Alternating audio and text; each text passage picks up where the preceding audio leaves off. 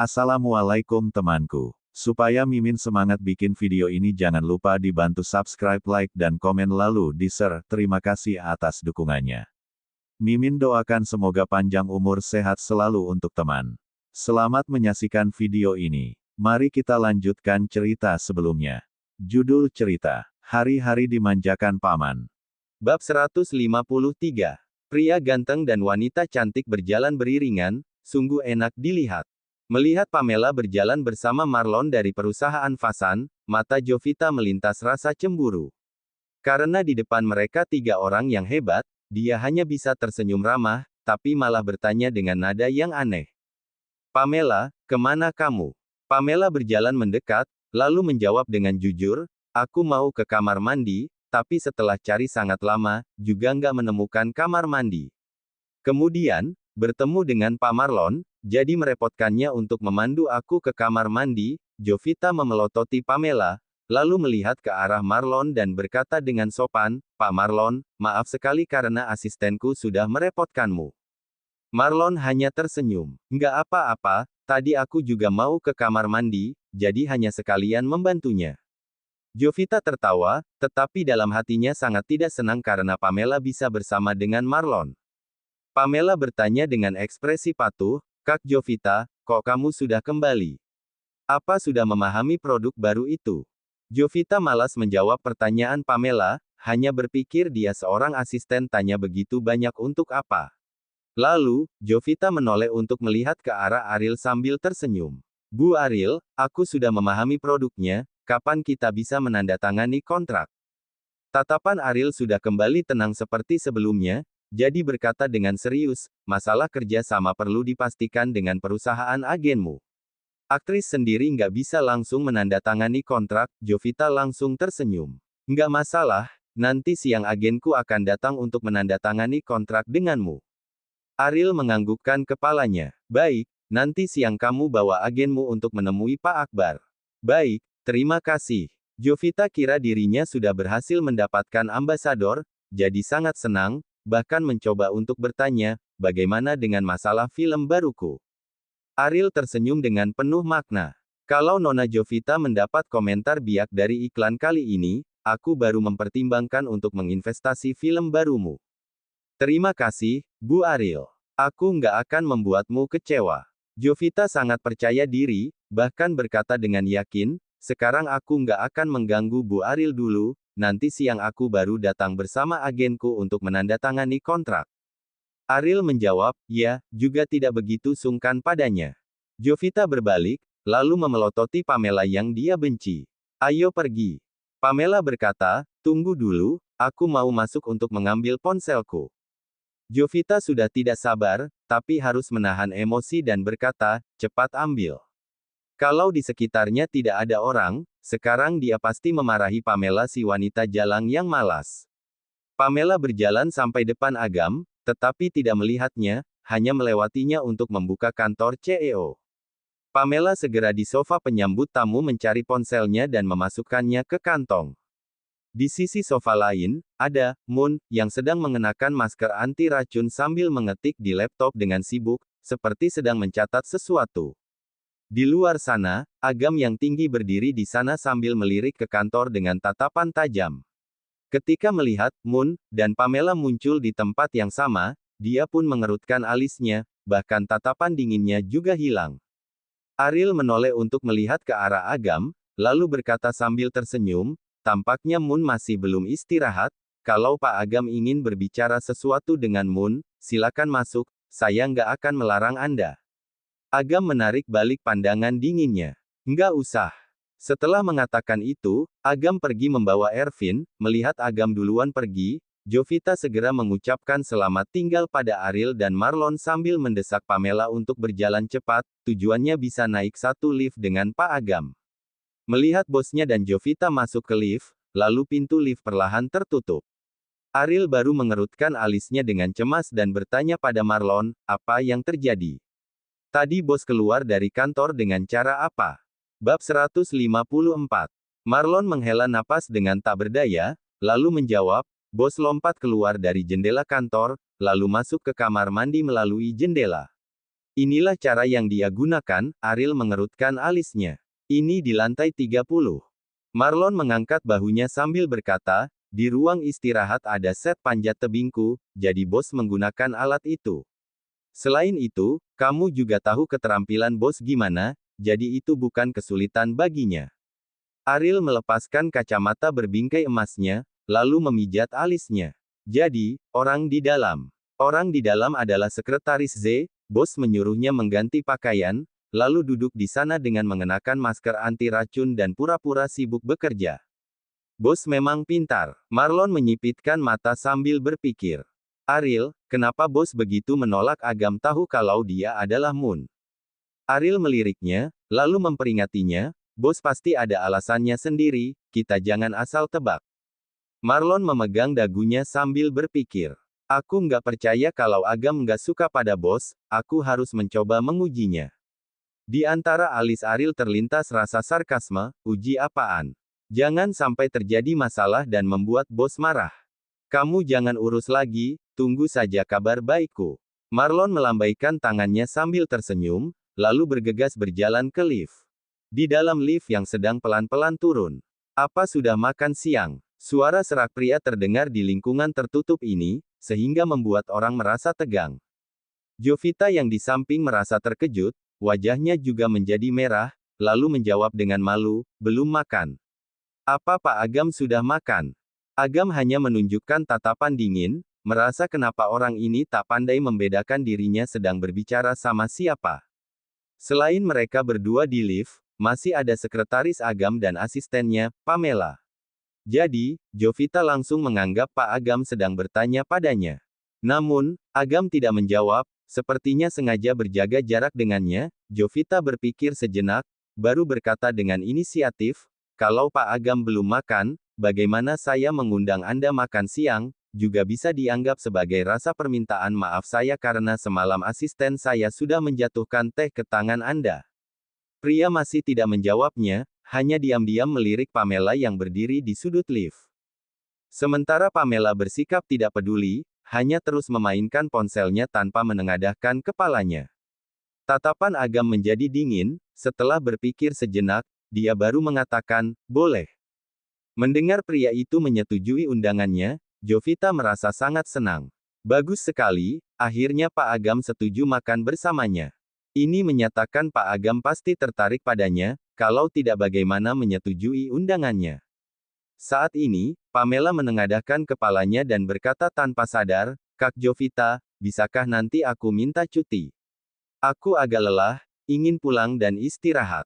Dalam hati Jovita merasa keberadaannya sangat mengganggu, jadi langsung menyetujui permintaannya. Baik, kalau gitu kamu pulang dan istirahat.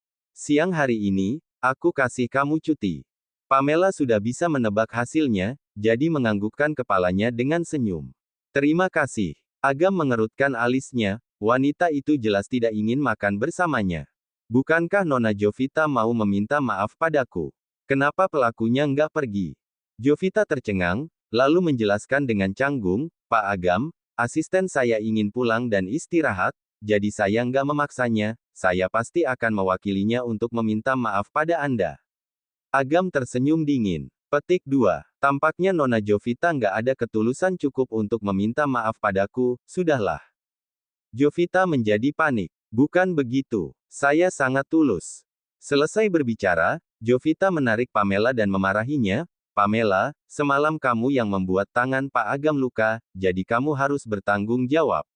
Nanti kamu harus ikut aku mengundang Pak Agam makan, lalu meminta maaf pada Pak Agam. Selesai makan, kamu baru pulang dan istirahat. Pamela mengerutkan keningnya, lalu mengatupkan bibirnya dengan enggan. Baiklah. Bab 155. Agam menyipitkan mata untuk melihat Pamela sambil tersenyum. Ting. Pintu lift terbuka. Agam memasukkan tangannya ke kantong celana sambil berjalan keluar, sedangkan Ervin mengikutinya dari belakang. Jovita juga menarik Pamela keluar, takut pria di depan akan lupa janji makan bersama dan pergi duluan. Nona Alistair, tunggu dulu. Tiba-tiba ada yang memanggilnya, Jovita pun berhenti melangkah, dia menoleh, lalu melihat Pak Marlon selaku wakil CEO perusahaan Fasan keluar dari lift satunya lagi sambil menatapnya dengan senyum. Jovita berbalik dengan percaya diri sambil bertanya dengan senyum, "Pak Marlon, ada masalah apa sampai membuat Anda mengejar ke sini? Apa masih ada masalah ambasador yang perlu disampaikan padaku?" Marlon hanya meliriknya, lalu melihat ke arah Pamela. "Aku nggak mencarimu, aku mau mencari Nona Alister ini." Senyum di wajah Jovita menjadi kaku, tetapi dia tetap berusaha tersenyum dan berkata, "Begini, ya Pamela, cepat ke sana, Pak Marlon mencarimu." Ketika menoleh memanggil Pamela, dia tak lupa memelototi Pamela. Pamela berjalan ke sana dengan ekspresi bingung, lalu menatap Marlon dengan tatapan penasaran, "Ada apa, Pak Marlon?" Marlon tiba-tiba melangkah ke arahnya dengan senyum penuh makna. "Tadi di lantai atas ada banyak karyawan, jadi aku malu untuk bertanya pada Nona Pamela, aku mau tanya apa kamu sudah ada pacar?" Pamela mengerutkan alisnya. "Apa yang dilakukan Marlon?" Sebelum Pamela menjawab, Marlon berkata dengan ekspresi serius, "Kalau Nona Pamela belum ada pacar, bisakah memberiku kesempatan untuk mengejarmu?" Sudut mulut Pamela berkedut, lalu menatap Marlon seperti menatap orang gila. Apa bocah ini salah minum obat? Marlon terus berkata, "Nona Pamela, aku harus akui kalau aku jatuh cinta pandangan pertama padamu, berharap Nona Pamela bisa memberiku kesempatan untuk mendekatimu." Jovita yang di samping tercengang, bahkan sangat kesal sampai menggertakkan gigi, "Sialan. Apa hak Pamela mendapatkan rasa suka dari Marlon? Bisa-bisanya seorang asisten membuat Pak Marlon jatuh cinta pandangan pertama padanya." Pamela hanya merasa bingung, lalu tersenyum. "Pak Marlon, mari kita bicarakan di tempat lain." Selesai berbicara, mereka pergi ke tempat yang agak jauh. Marlon tersenyum licik, lalu berbalik untuk mengikuti Pamela berjalan agak jauh, tapi dia dapat merasakan ada tatapan dingin yang menatap mereka berdua dengan erat. Setelah merasa agak jauh, Pamela baru bertanya, "Marlon, apa-apaan sih?" Marlon tidak menjelaskan, melainkan berkata dengan keras, "Terima kasih Nona Pamela sudah memberiku kesempatan. Ini adalah kartu namaku, di kartu ini ada nomor pribadiku, aku tunggu Nona Pamela meneleponku." Selesai berbicara, Marlon sengaja menaruh kartu nama di tangan Pamela, kemudian memeluknya secara paksa. Selesai memeluk Pamela, dia langsung masuk dan naik lift, hanya meninggalkan Pamela yang kebingungan. "Apa penyakit gila Marlon kambuh lagi?" kata Pamela di dalam hatinya. Pamela berbalik dengan ekspresi bingung, tiba-tiba menatap tatapan pria yang dingin. Wajah Agam tak terlihat senang atau sedih, dia hanya menatapnya dengan dingin. Setelah mendengar Marlon mengungkapkan rasa sukanya pada Pamela, Jovita marah sampai memutar pupil matanya ke atas dan diam-diam menggertakkan gigi. Namun, terpikir dirinya masih mengundang Pak Agam makan, dia langsung tersenyum, lalu menoleh untuk bertanya Agam dengan manja, "Pak Agam, nanti kita makan apa, ya?" Bab 156. "Terserah," jawab Agam. Dari nada bicara pria ini yang dingin, sepertinya dia sama sekali tidak tertarik untuk makan, tetapi dia malah tidak menolak. Jovita tidak berpikir panjang tentang sikap Agam yang cuek. Dia hanya merasa senang karena dia bisa makan siang dengan seorang pria terhormat seperti Agam. "Kalau begitu, ayo pergi ke restoran Yunela, makanan di sana enak-enak," kata Jovita. Restoran Yunela adalah salah satu restoran kelas atas terbaik di kota Marilla. Harga makanan di restoran tersebut sangat mahal. Kalau bukan untuk mentraktir orang penting seperti Agam, Jovita biasanya juga tidak rela untuk makan di restoran itu. Agam hanya mengiyakan ajakan Jovita dengan ekspresi datar, lalu berbalik dan berjalan ke arah pintu lobi sambil mengikuti Agam. Jovita menoleh dan berteriak dengan kesal pada Pamela, "Ayo cepat, jangan lama-lama. Kamu mau membuat Pak Agam menunggumu, ya?"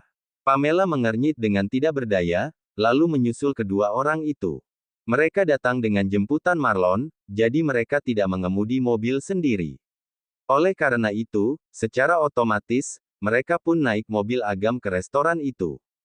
Jovita tentu saja merasa sangat senang karena dia bisa naik mobil Agam yang mewah. Jovita melihat sekretarisnya Agam pergi membuka pintu belakang mobil Mercedes-Benz itu, sedangkan Agam malah berdiri di satu sisi tanpa naik mobil, seakan-akan dia sedang menunggu sesuatu. Jantung Jovita langsung berdetak kencang. Dia tidak bisa menahan diri dari membayangkan hal-hal yang membuat hatinya bergetar. Dia berjalan dengan anggun sambil berkata, "Pak Agam, silakan masuk dulu."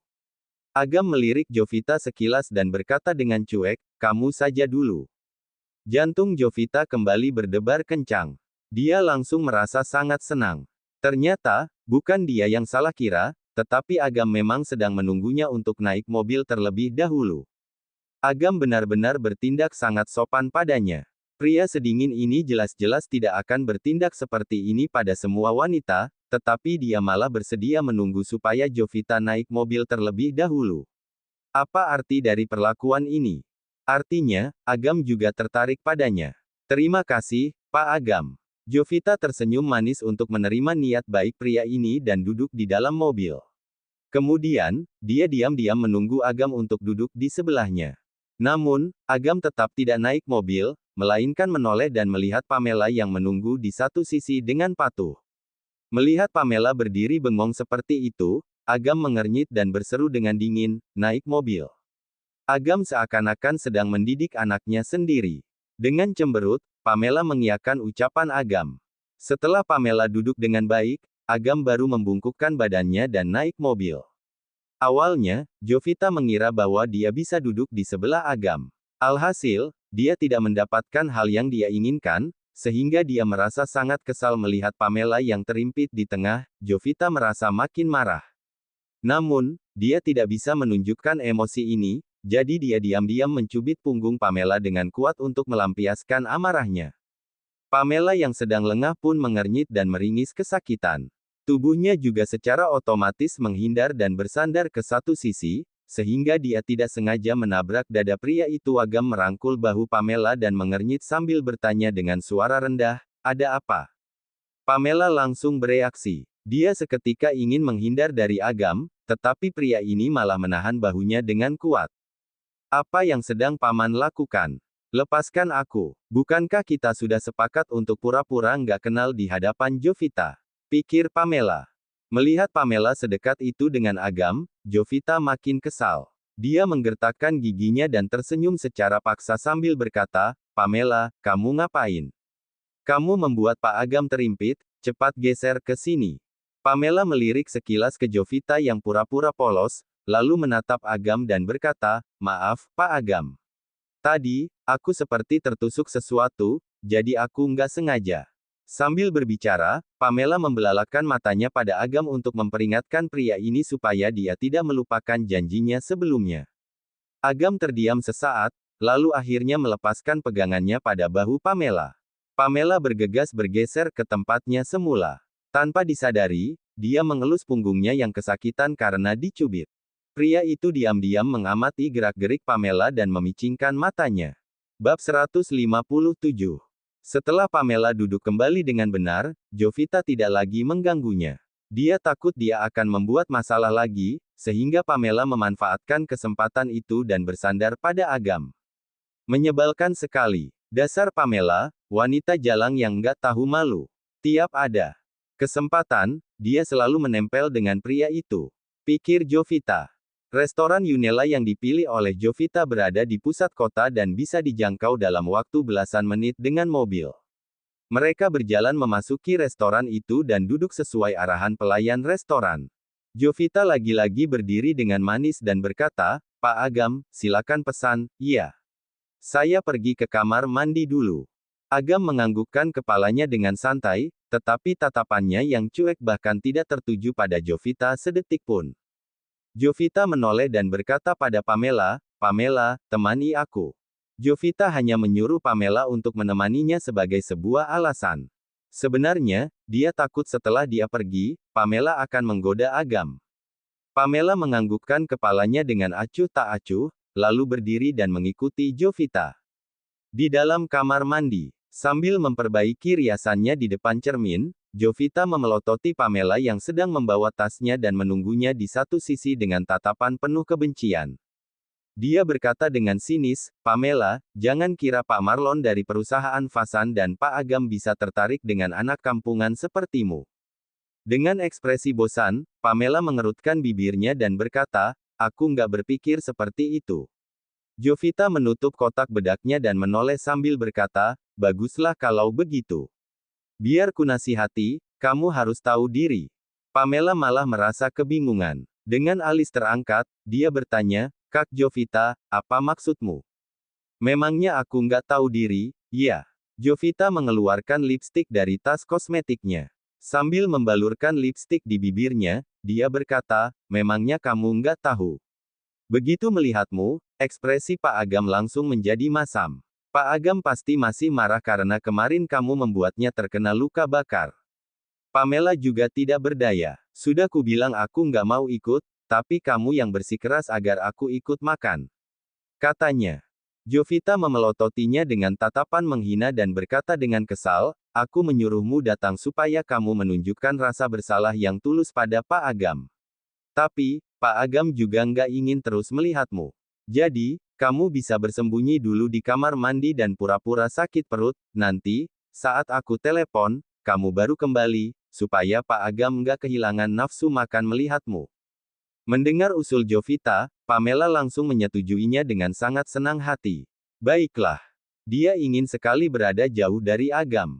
Jika bukan karena Jovita bersikeras agar dia ikut datang, dia sudah dari tadi pulang dan tidur siang. Seusai berias, Jovita mengambil tasnya yang bermerek mahal dari tangan Pamela dan memasukkan tas kosmetiknya ke dalam. Sebelum pergi, dia berkata lagi dengan nada mengancam, duduk diam di sini. Awas saja kalau kamu berani kembali sendiri. Pamela mengangguk dan berkata, ya, aku mengerti. Setelah Jovita pergi, Pamela juga berjalan keluar dari kamar mandi. Meskipun dia tidak ingin kembali dan makan bersama Agam dan Jovita, dia juga tidak tertarik untuk lama-lamaan di kamar mandi sambil mencium bau kamar mandi. Dia pergi ke ruang tangga yang tenang dan menghubungi Marlon untuk menanyakan maksud perbuatan Marlon tadi. Marlon langsung menerima panggilan itu. Bos sudah merindukanku, ya. Pamela mengerutkan bibirnya dan berkata, rindu. Sebelum Pamela bisa mengumpat, dia mendengar suara seorang pria. Siapa itu? Tanya Agam. Suara yang dingin ini tiba-tiba terdengar dari belakang Pamela, membuatnya terkejut. Bab 158. Setelah menenangkan dirinya, Pamela berbalik dan melihat Agam yang sudah entah sejak kapan berada di belakangnya. Agam sedang menatapnya dengan tatapan suram. Entah mengapa, Pamela merinding. Tanpa disadari, dia langsung mematikan panggilan itu. Bukan siapa-siapa, aku hanya menelepon seorang teman. Jawab Pamela dengan santai sambil memasukkan ponselnya ke dalam kantong bajunya. Agam mengulurkan tangannya yang kurus ke hadapan Pamela dan berkata, sini ponselmu. Agam tampak seperti seorang guru yang ingin menyita ponsel muridnya. Pamela seketika tercengang. Dia mengernyit dengan kesal. Dia merasa bahwa Agam sangat mengherankan, tetapi dia juga tidak ingin berdebat dengan Agam di tempat ini. Setelah berpikir sejenak, dia mengeluarkan ponselnya dan menyerahkannya pada Agam. Saat Agam mengambil ponsel itu dan melihat layar ponsel yang terkunci, dia pun berkata dengan dingin, kata Sandi. Pamela langsung berseru, Paman, ini privasiku, aku berhak untuk nggak mengatakannya. Agam memicingkan matanya dan bertanya, apa yang sedang kamu sembunyikan? Dengan percaya diri, Pamela menjawab, nggak ada. Pria itu mengangkat ponsel itu dengan gaya mengancam dan berkata dengan nada yang lebih serius, kalau nggak ada, beritahu aku, kata sandinya. Di dunia ini, mana ada orang yang tiba-tiba mau memeriksa ponsel orang lain dengan sikap yang begitu percaya diri? Paman benar-benar nggak jelas. Dia kira dia raja, ya. Pikir Pamela. Pamela benar-benar tidak tahan dengan sikan pria ini lagi. Dia pun memelototi Agam dengan keras kepala dan berseru, nggak mau. Ekspresi Agam menegang. Dia sudah hampir mencapai batas kesabarannya. Dia jarang sekali bertemu dengan orang yang tidak bisa dia kendalikan, terutama wanita. Namun, gadis ini jelas sama sekali tidak menghargai dirinya. Meskipun terkadang Pamela terlihat lemah dan patuh, itu hanyalah caranya untuk mengurangi kerepotannya dalam menghadapi masalah. Sering sekali, tatapannya itu kosong, tanpa rasa patuh, ketakutan, bahkan sedikit pun kepedulian terhadap Agam. Namun, justru karena dia selalu berkompromi dan bersikap kooperatif dalam menyelesaikan masalah, penolakan tegas kali ini tampak sangat aneh. Ada apa di dalam ponselnya? Mengapa dia takut kalau Agam melihat ponselnya? Makin teguh dirinya, Agam pun makin penasaran dengan siapa gadis ini sebenarnya diam-diam bertelepon. Pamela, biar kutanyakan sekali lagi, apa kata sandinya? Tanya Agam dengan nada yang hampir terdengar memaksa sambil mengangkat dagu Pamela dengan tangannya yang besar. Pamela terpaksa mengangkat kepalanya, tetapi dia tetap saja tidak mau mengalah. Dia bahkan tersenyum dengan menantang dan berkata, coba paman tebak. Kalau benar, aku akan beritahu. Agam benar-benar sudah kesal. Dasar gadis sialan. Dia ingin sekali mencekik gadis ini. Pada saat ini, ponsel itu tiba-tiba berdering, ada panggilan masuk dari Marlon. Pamela terkejut, dia pun bergegas mengulurkan tangannya untuk merebut ponselnya. Namun, pria itu mengangkat tangannya tinggi-tinggi, sehingga Pamela tidak bisa meraihnya. Pamela mengernyit dan berseru, "Paman, kembalikan ponselku." Bab 159. Agam hanya menatapnya dengan tatapan dingin sambil mengangkat ponsel itu tinggi-tinggi. Dengan satu gerakan jarinya yang panjang, Agam menerima panggilan itu dan menekan tombol pengeras suara. Terdengar suara dari ujung telepon lainnya. Marlon bertanya dengan lembut, "Nona Pamela, kenapa tadi panggilannya langsung dimatikan?" Pamela terdiam. Agam menatap Pamela yang tampak bersalah dengan tatapan mendalam dan bertanya, "Ini teman yang kamu katakan?" Pamela tidak menjawab, "Marlon memang teman sekaligus bawahanku, aku hanya nggak bisa memberitahukannya padamu," pikir Pamela. Untungnya, dia tidak menyimpan nomor telepon Marlon karena dia sudah menghafal nomor Marlon dan Ariel. Asalkan Marlon tidak asal bicara, Agam tidak akan menyadari bahwa mereka sebenarnya sudah saling kenal. "Nona Pamela, kenapa kamu nggak berbicara? Kamu sekarang di mana? Apakah aku perlu pergi ke sana?" tanya Marlon dengan penuh semangat. Agam memicingkan matanya dan menurunkan tangannya yang terangkat. Dia mendekatkan ponsel itu di bibirnya dan berkata dengan dingin, "Dia sudah menikah." Nada bicara pria ini sangat datar, tetapi ucapannya sangat posesif. Dari ujung telepon lainnya, Marlon bertanya dengan terkejut, "Apa? Kamu siapa?" "Suaminya," jawab Agam dengan dingin. Marlon terdiam sesaat, lalu dia berkata dengan nada yang sangat sedih, Enggak mungkin, aku nggak percaya." "Di mana Nona Pamela? Aku ingin mendengarnya langsung dari Nona Pamela." Sebelum Marlon bisa menyelesaikan ucapannya, Agam langsung mematikan panggilan itu.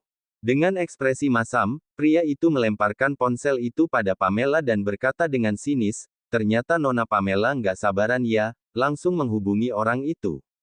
Pamela mengerutkan bibirnya dan berkata, "Bukan begitu. Tadi, di lantai bawah perusahaan Fasan, ucapan Pak Marlon sangat aneh, aku nggak mengerti maksudnya, jadi aku ingin menanyakan apakah ada kesalahpahaman."